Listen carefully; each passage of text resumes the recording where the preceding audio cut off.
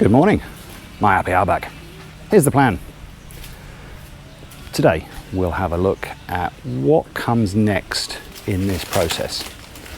A little bit of a view on the next steps. We'll also mention what is now the expected finish time for this entire build. On the build itself today, it will be quite a bit more of the same kinds of things. It'll be more skim coat, more painting on ceilings, more topping of floors, more on the septic tank, more on the ceiling below the master balcony. Not sure if there's anything on top of that yet. We will see. What could possibly go wrong?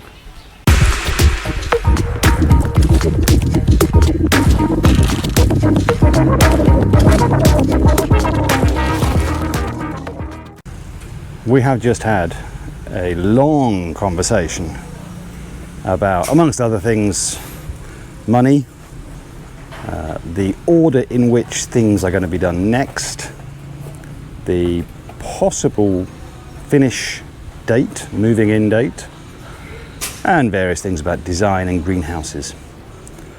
It was a long conversation. Good morning. There we go. For those of you that keep asking, she's back. Is this the best hat ever worn on a construction site? High fashion meets construction. Doesn't it look great? Owen is building, along with Oliver, the wall to separate the two chambers in this septic tank.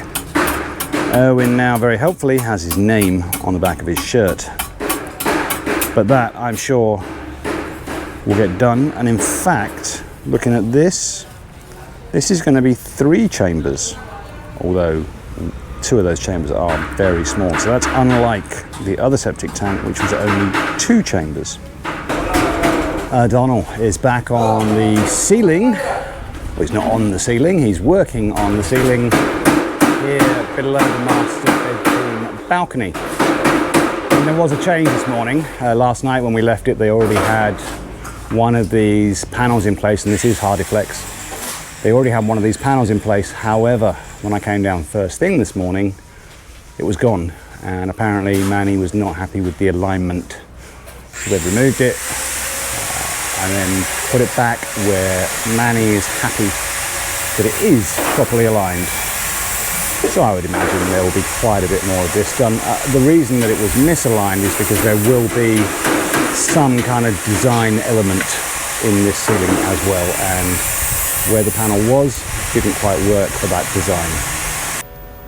Last night I did come down and have a look at the readings on these panels, and I think it was a fairly overcast day, but I think we have a little bit of an issue, which may be normal, I'm not sure yet. I need to talk to the suppliers. But the battery at around about 4:35 o'clock was only charged to about 45%. This morning, first thing, they're about 26%. And now it's almost 9 o'clock and it is quite sunny and they're still at 26%. So I think we've got a little bit of an issue that we need to talk to the suppliers about and see what, if anything, can be done about that, because it means that for quite a lot of last night, I think, and certainly so far this morning, we're mostly running on grid power. I now have an explanation for the letters on the wall. It is allocated parking. M is Manny. B is Balag, which is a nickname for one of the crew here. And you can't quite make it out, but behind this motorbike there's an L and then there's a C. These are again nicknames, and I'm not entirely sure. I think L is, for some reason, Richard. And C, I don't know. Or maybe the C is Richard. But those are 2 more nicknames. But that's the lettering. It's only those people can park in these spots. How they work this out, I have no idea. I can understand Manny getting a spot. I imagine that Balag, who stays on site most nights, gets a spot. The other two, I don't know how they decided. Melvin has switched spots with mud and tape, now working over the stairs. A little bit more was done first thing this morning above the entrance hallway, but still, at least half of it still to be done. Topping is picking up pace here in George's room. So they're getting the floor surface into this room now, in between where they did the guides yesterday. Mr. Rene and Original Rico working on this room. Coilito working once again on cleanup. Owen is working on mud and tape in this sort of mini corridor in between the master bedroom and the walk-in closet. We have, I think, come up with a plan for the roof of the White House. We looked and looked, and anything that was going to potentially withstand typhoons is just expensive. It looks like polycarbonate is one of the few options if we want any kind of light to get in, which we do. We need sunlight. We need to keep things cool, but we need sunlight.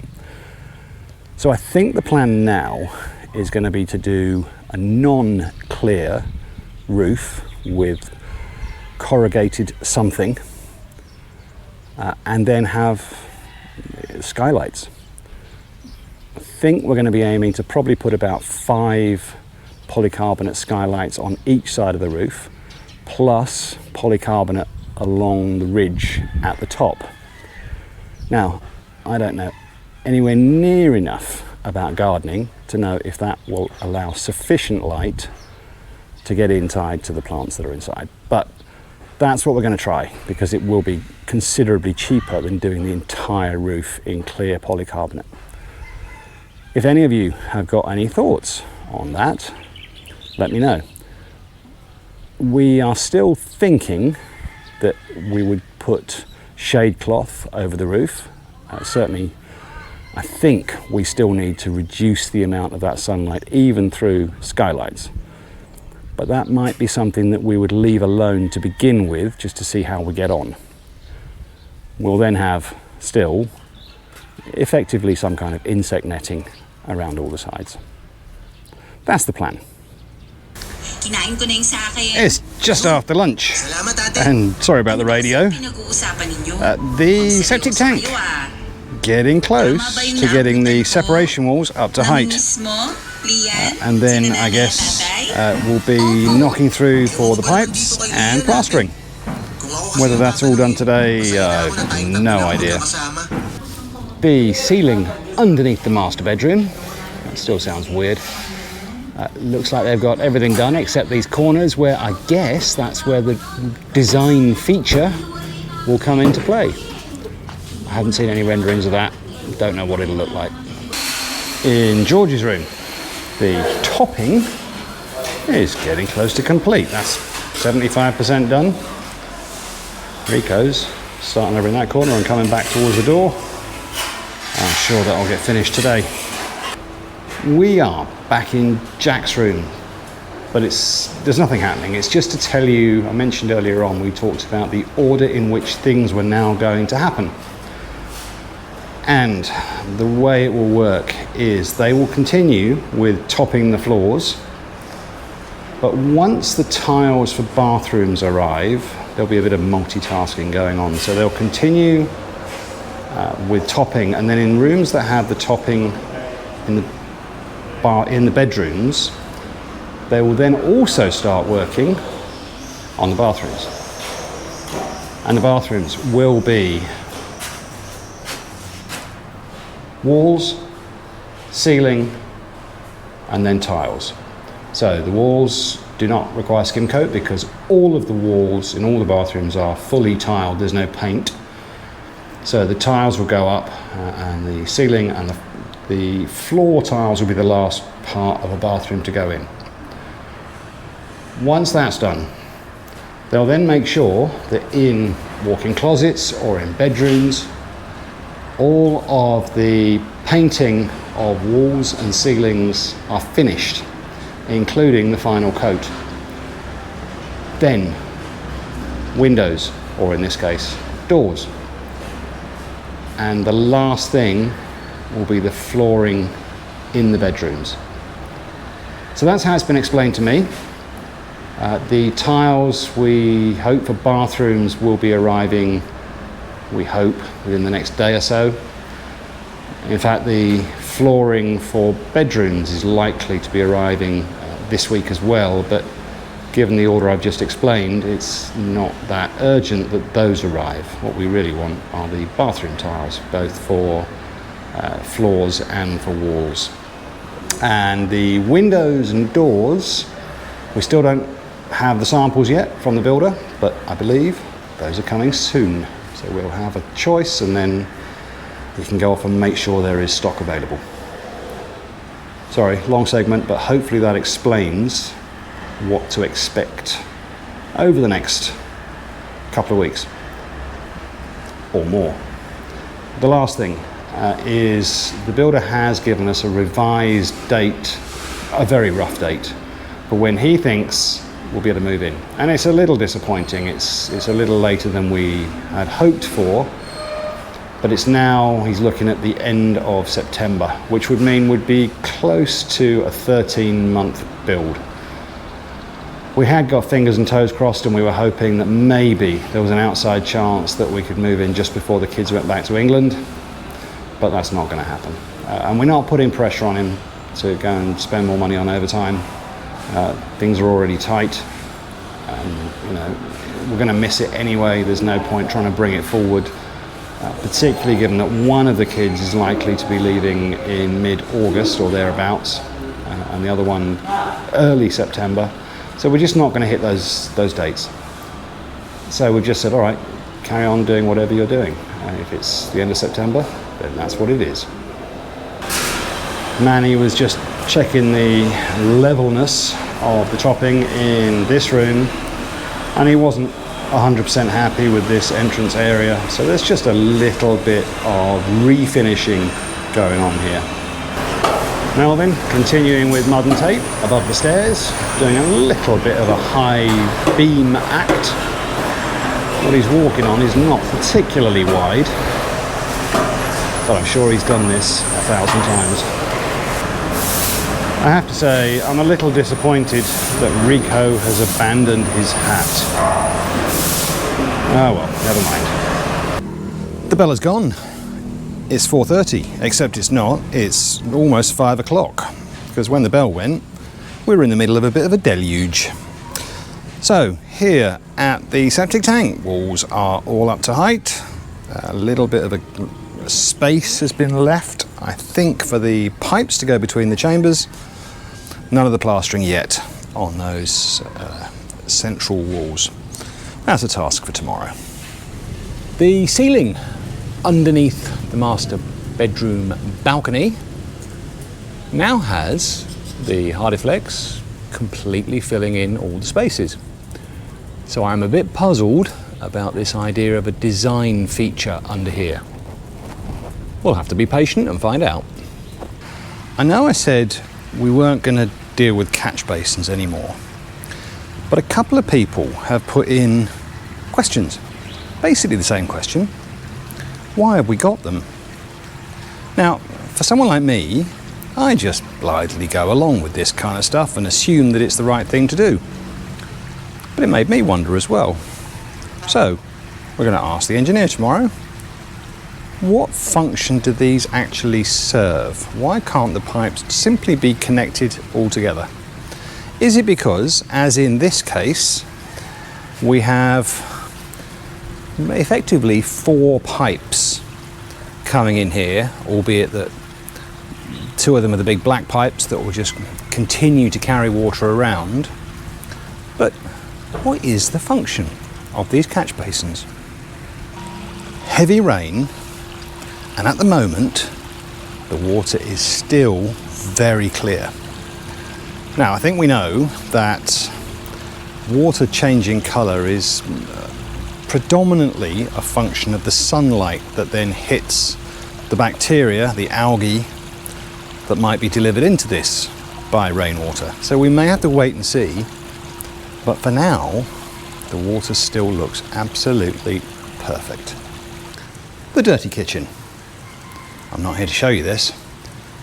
I'm here to be a bit of a tease, because while we were away shopping a little bit earlier this afternoon, a truck arrived. That truck was delivering tiles for the bathrooms. And I'm going to show you those tiles, but I'm going to show you so fast you'll hardly get to look and see them. Of course, you could always pause the video if you were that interested, but they'll be getting put on walls and floors soon enough. Here we go.